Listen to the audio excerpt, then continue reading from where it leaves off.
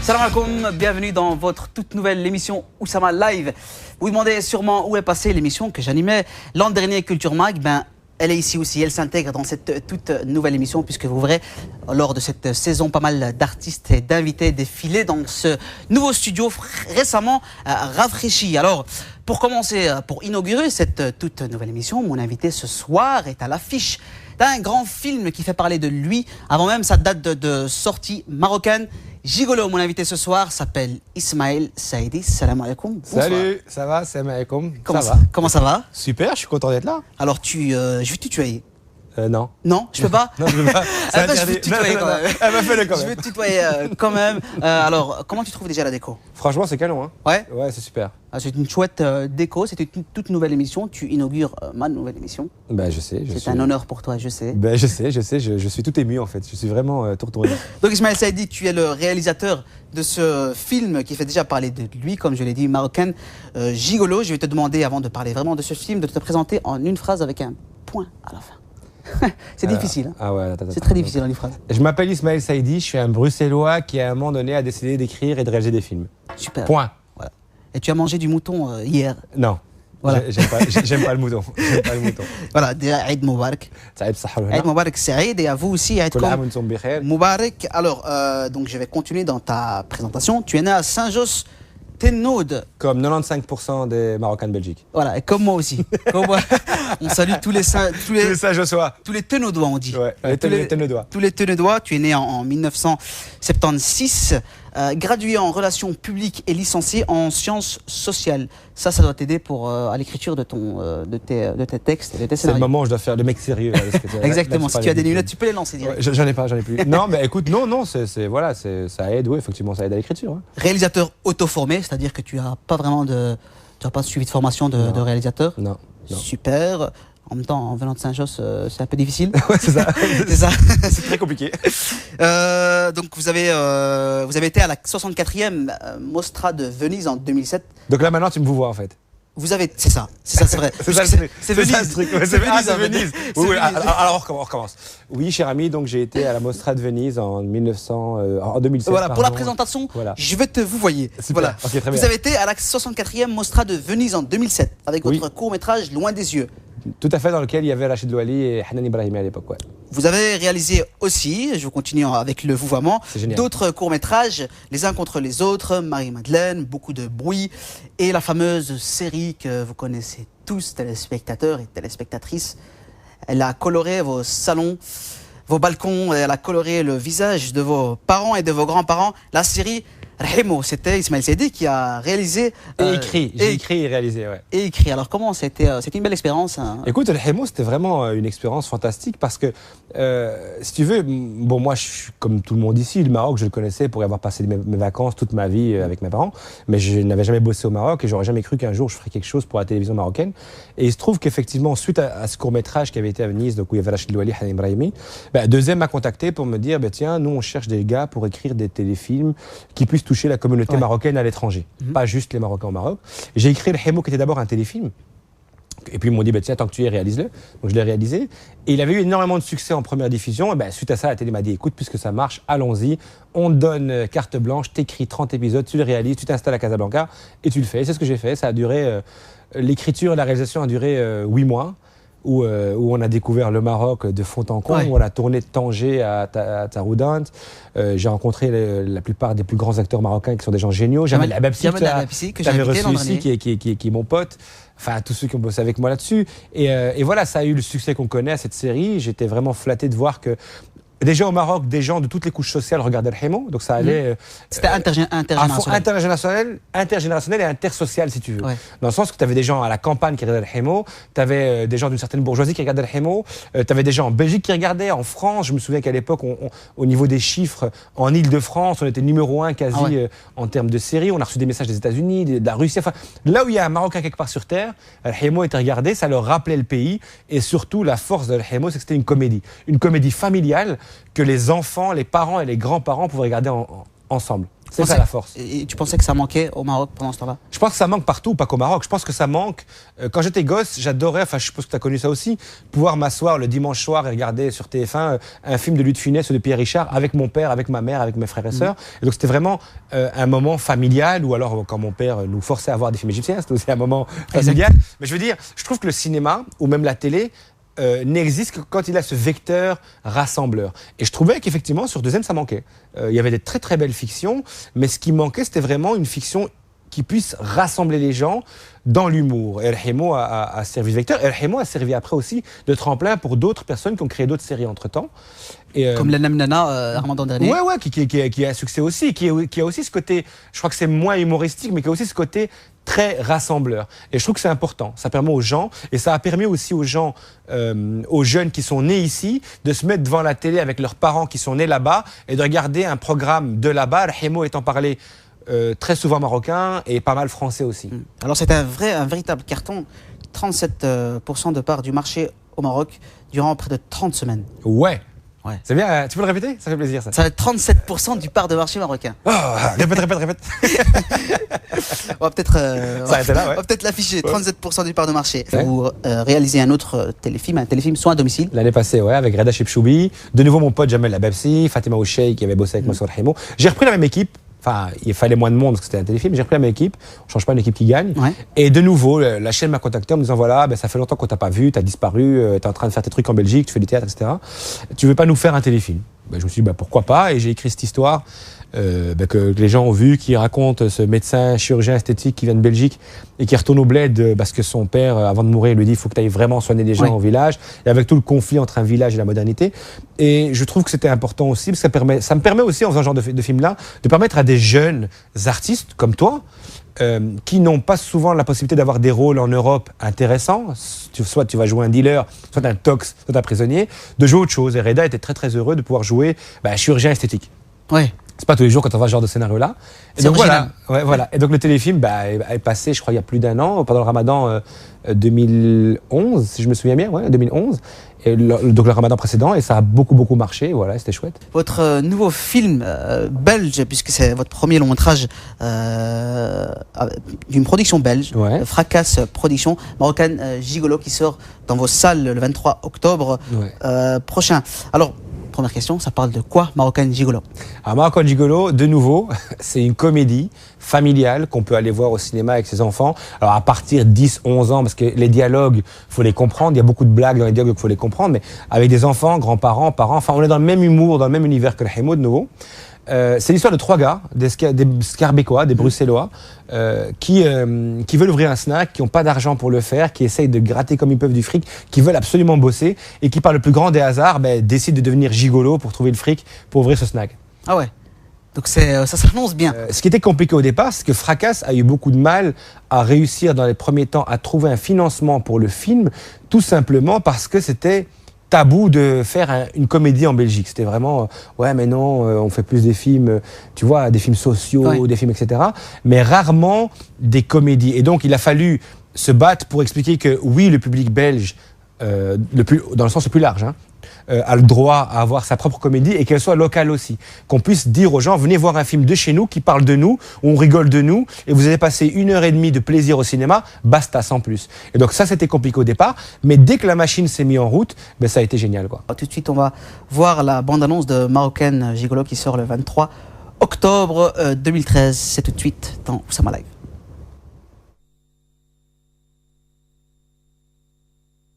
À la fin du mois, promis, on vous amène le reste de l'argent. Il n'y a plus qu'à trouver 4 700 € avant la fin du mois. Et alors?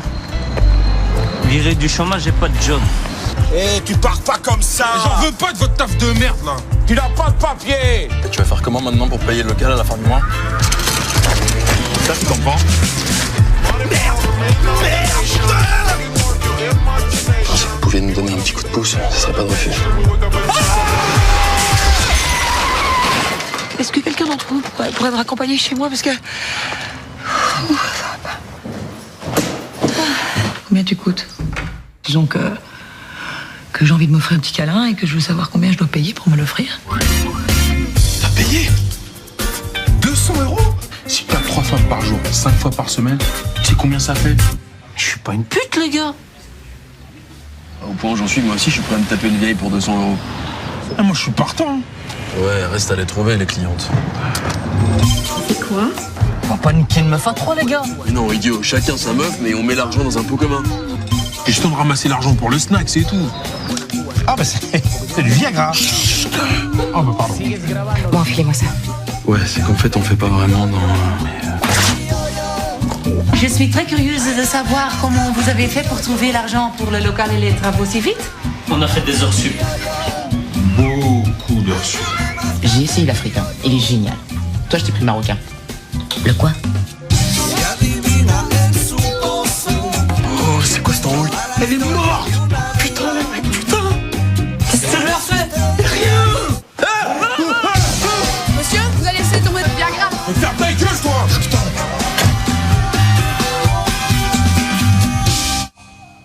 Voilà, Marocain Gigolo, un film d'Ismaël Saïdi qui sort dans vos salles le 23 octobre 2013. Alors, Marocain Gigolo, le titre, c'est vrai ça suscite pas mal l'attention et l'intrigue. Pourquoi ce titre? Alors c'est marrant parce que chaque fois on me dit c'est quoi ce truc Marocain Gigolo, Ouais, ça veut ouais. dire quoi? Qu'il y a des gigolos au Maroc? Ben sûrement, il y a déjà des mamans et des papas qui se posent déjà la question. Ouais, non, ça n'a rien à voir. Enfin, je peux pas raconter la blague parce qu'elle est dans le film, donc il faudra le voir pour comprendre. Ouais. Mais c'est juste qu'à un moment donné, mes trois idiots, mes trois losers sympathiques décident de trouver un nom sexy pour pouvoir vendre leur boulot de gigolo. Et donc, à 3, ils décident que ce sera Marocain Gigolo parce qu'ils trouvent ça hyper sexy. Point. Le reste, vous comprendrez dans le film.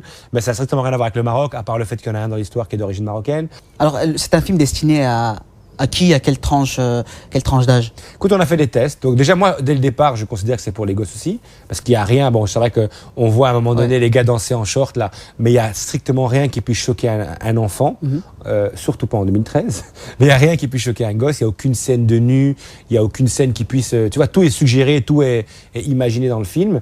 Ce qui nous intéresse, d'ailleurs, c'est même pas le fait qu'il soit gigolo. C'est toute la merde qu'il y a autour pour trouver du fric pour ouvrir leur snack. C'est le snack réellement... le problème dans le film.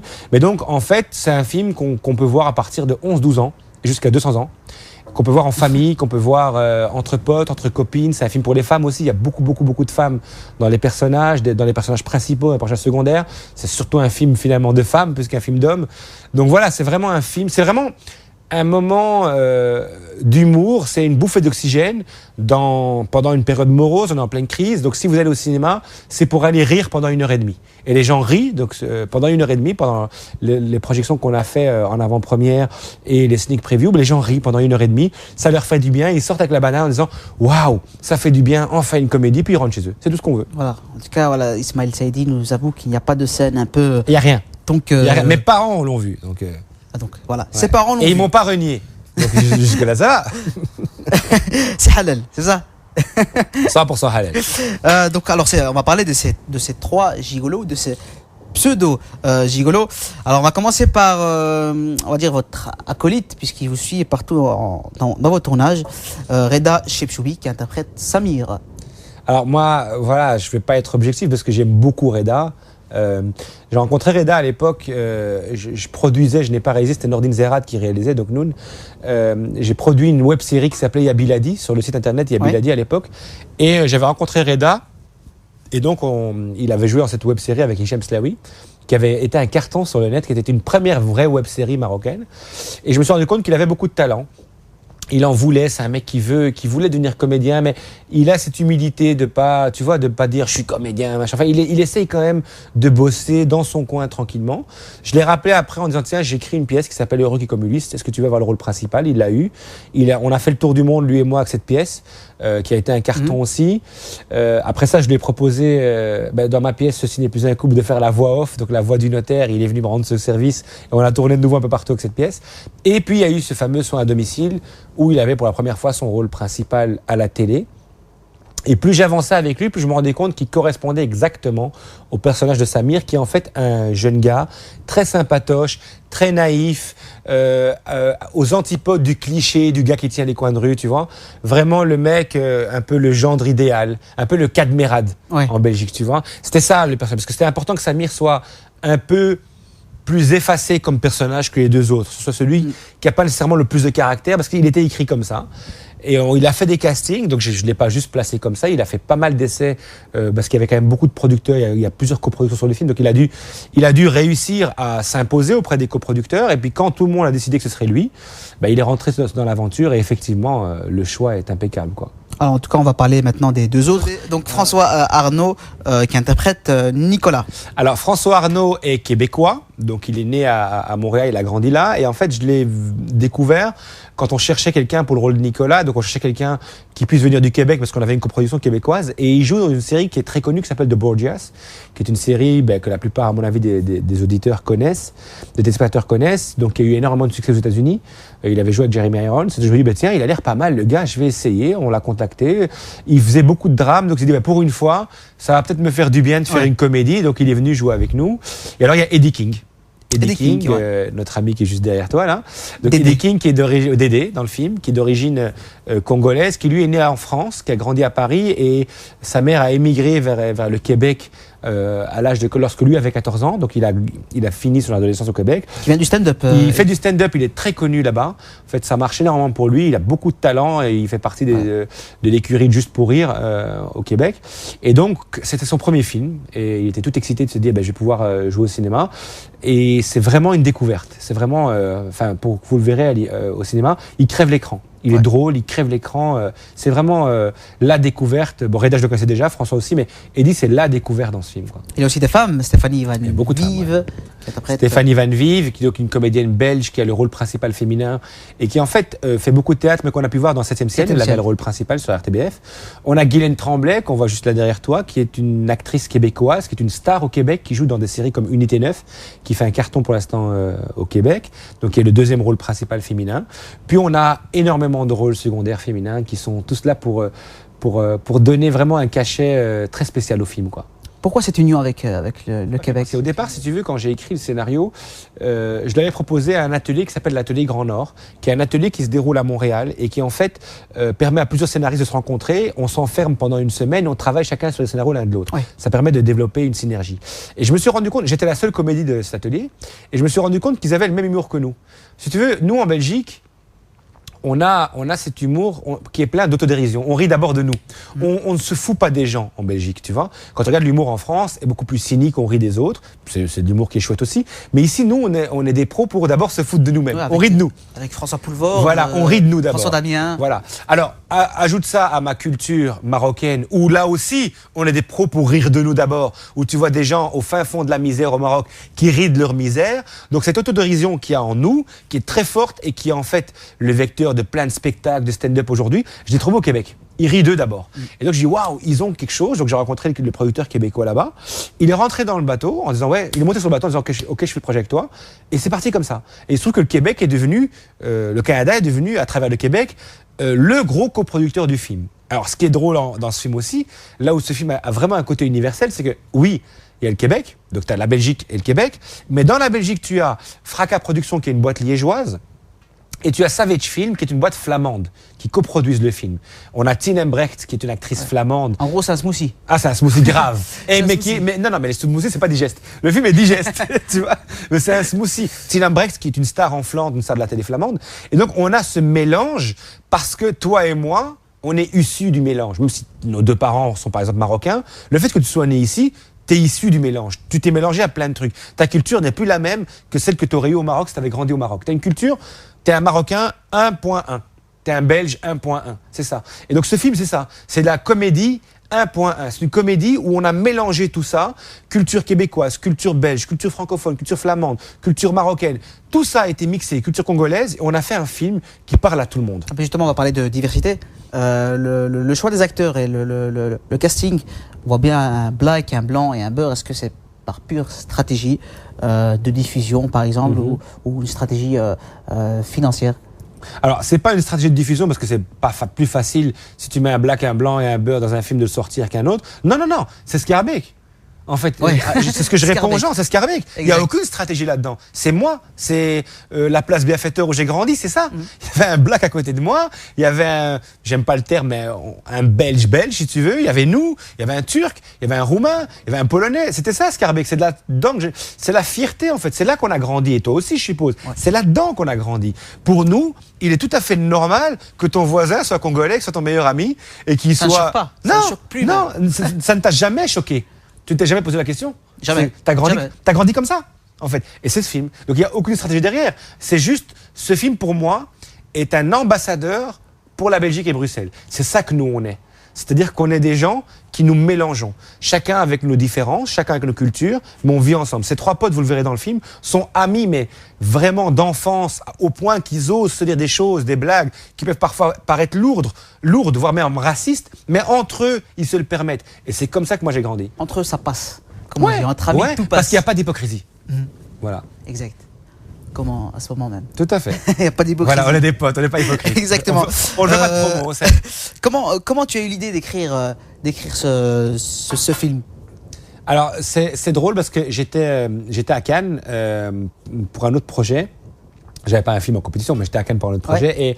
Et je voulais aller voir un film au Palais des Expositions et je pouvais pas. Il y avait trop de monde, donc je suis resté à l'extérieur assis. Et il y avait un éboueur qui passait par là. C'était un mec d'origine marocaine. Il s'est installé près de moi, il allumait sa cigarette et on a commencé à blablater. Et il était beau ce mec et il me racontait sa vie et surtout il me racontait ses plans foireux où il voulait, tu vois, ouvrir une agence de garde du corps, enfin je sais plus quoi. Et ça avait l'air tellement foireux, mais en même temps tellement beau cet espoir-là que je me suis dit, il faut que j'écrive un film sur l'espoir. Parce que Moroccan Gigolo, c'est d'abord un film sur l'espoir qu'on puisse avoir quand on est qu'on peut avoir quand on est dans un quartier et qu'on a juste envie de s'en sortir, qu'on a envie de bosser. C'est pas des glandeurs. Donc cet espoir-là que j'ai vu dans les yeux de ce gars-là, qui était éboueur, d'ailleurs c'est pas pour rien que Samir était éboueur dans le film au départ, qui était éboueur et qui me dit mais moi je vais créer une boîte de sécurité, machin, etc. Tu te dis waouh, c'est ça en fait qui fait qu'on avance, c'est le fait qu'on a toujours de l'espoir. Que même quand ça foire, tu as envie d'aller encore plus loin et tu as envie de faire un truc. C'est peut-être ça aussi qui a amené nos parents en Belgique, c'est l'espoir d'un monde meilleur, c'est oser traverser la mer et laisser toute sa famille derrière, tous ses repères, toutes ses difficultés. D'ailleurs, j'en profite pour remercier mon père et lui rendre hommage et lui dire à quel point je suis fier de lui, d'avoir traversé la mer un jour et de se dire j'ai l'espoir de faire un truc. Eh ben, c'est la même chose. C'est, si tu veux, la réponse que nous, fils d'immigrés, on donne à nos parents. C'est qu'on continue cette boucle d'espoir avec vous. C'est que même si c'est foireux, nous aussi, on veut essayer de faire un truc. Tu continues ton combat, en tout cas. Exactement. Le film sera distribué partout en Belgique et au Québec. Ouais. Alors, ça te fait quoi, toi, d'être au Québec comme dans toutes les salles? Écoute, ça fait bizarre. Hier, je revenais du Kinépolis, je passais par là, et c'était bloqué parce qu'il y avait un match de foot, donc j'ai dû passer, tu vois, par le cinéma pour traverser, et je passe et je trouve une affiche géante du film. Tu vois, je dis, waouh, c'est mon film, quoi. Tu vois, je me dis, qui marche ou qui marche pas, le fait d'avoir eu ça une fois dans ta vie, c'est énorme, tu vois. Et donc, oui, le film sort dans tous les plus gros complexes qu'il y a en Belgique, donc Kinépolis à Bruxelles, JC de Broecker, et tous les autres Kinépolis du groupe de Tournai à Mons en passant par Anvers. Donc c'est énorme, quoi, tu vois. Puis il sort au Québec dans aussi une quinzaine ou vingtaine de salles. Ouais, c'est gros. Après, la pression est énorme, mais tu te dis, le jeu envoie la chandelle. Je veux juste donner aux gens 1h30 de rire. C'est tout. Alors qu'ils sortent partout, ben ça permet aux gens, où qu'ils soient, de se dire, on s'emmerde, c'est le vendredi soir, c'est le samedi soir, c'est la crise, je me fais chier au boulot, mon patron me dérange, mon mec me dérange, ma gonzesse me dérange, mes enfants me dérangent, enfin n'importe quoi. Allons-y, prenons en nos mains, allons au cinéma, il y a un film qui est pour nous, ça parle de nous, ça va nous faire rire, et on rentre chez nous. Donc oui, c'est très important, et c'est très flatteur d'avoir un film qui sort dans autant de salles. Après, tu as l'impression de te dire, j'espère juste, pas qu'il marche, j'espère que les gens vont accrocher. Au Maroc, un jour, peut-être? Oui, fin 2014, il sort au Maroc, tout à fait, ouais. Maroc. En version censurée, il fera 2 minutes. Non, je déconne. Non, il sort au Maroc, tout à fait. Le film est complètement... Il est universel, en tout cas. Il est universel au niveau de l'humour. Et surtout, le film est regardable, je te dis, par des gosses. Donc, il sort au Maroc. Alors, on va tout doucement conclure cette émission. Pourquoi? La suite, c'était bien. Non, hein. tu me virais. Attends, mais non, je veux rester. On va peut-être rendre l'antenne. Non, je veux la garder, La suite, il y a encore quelques petites questions. La suite, c'est quoi? Vous qui aimez écrire, et votre femme qui dit aussi, Ismaël, pour se reposer entre 2 scénarios, il écrit un autre scénario. C'est vrai. J'adore écrire, hein, tu vois. Donc moi, j'ai pas écrit en me disant je vais faire des films. J'ai écrit, j'ai besoin d'écrire. Donc j'écris tout le temps. Pour les autres, pour moi, enfin depuis toujours. Ça vous déstresse? Ça vous décompresse? C'est un besoin, t'as des histoires, il faut qu'elles sortent. Donc c'est presque, moi j'appelle ça une saignée. Tu vois, c'est presque, quand t'as mal de tête à l'époque, ils te faisaient une saignée pour que le sang sorte. Le hajama. Ben, c'est ma hajama intellectuelle. Tu vois, ça me permet de faire sortir des histoires. J'ai toujours écrit, donc c'est vrai que j'écris énormément. Rhimo est un superbe exercice. J'appelle ça mon service militaire de l'écriture, parce qu'il a fallu écrire 1800 pages en 6 mois, donc c'était quand même énorme. Et ouais, donc j'ai plein de projets. Effectivement, il y a une autre comédie qu'on commence déjà maintenant, qui est déjà en pré-production pour l'année prochaine. Il y a un projet avec le Maroc aussi, donc il y a une nouvelle pièce de théâtre aussi. Donc voilà, j'ai besoin d'écrire. J'ai besoin de... Je suis comme eux, je cherche du boulot tout le temps. Est-ce que tu as un dernier message à faire passer aux téléspectateurs et téléspectatrices qui le regardent, nombreux et nombreuses? Oui, en fait, on se plaint toujours qu'on n'a pas de pièces de théâtre, de films, de spectacles pour nous, que souvent l'art ne vient pas toquer à notre porte. Ici, mon équipe et moi, on a fait un film pour vous, pour le public. On a fait un film pour que vous puissiez aller au cinéma en toute tranquillité, voir un film, rigoler pendant 1h30 et rentrer chez vous.